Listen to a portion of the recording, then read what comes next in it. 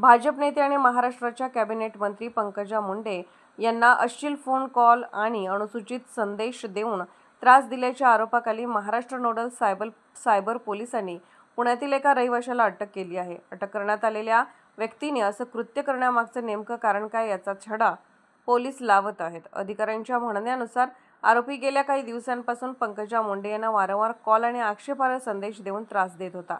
मुंबईतील नरिमन पॉइंट येथील भाजपच्या महाराष्ट्र कार्यालयातील सोशल मीडिया समन्वयक निखिल भांबरे यांनी तक्रार दाखल केल्यानंतर हे प्रकरण उघडकीस आले.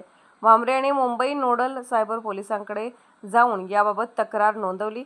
त्यांच्या तक्रारीच्या आधारे सायबर पोलिसांनी माहिती तंत्रज्ञान कायद्याच्या संबंधित तरतुदीसह BNSच्या कलम 78 आणि 79 अंतर्गत FIR नोंदवली. या तक्रारीनंतर सायबर पोलिसांनी आरोपीचा माग काढला आणि त्याला पुण्यातून अटक केली. आरोपीचा असं करण्यामागचा हेतू काय होता आणि इतर कोणाचा हात यात आहे का, सहभाग आहे का याचा अधिक तपास पोलीस करत आहेत.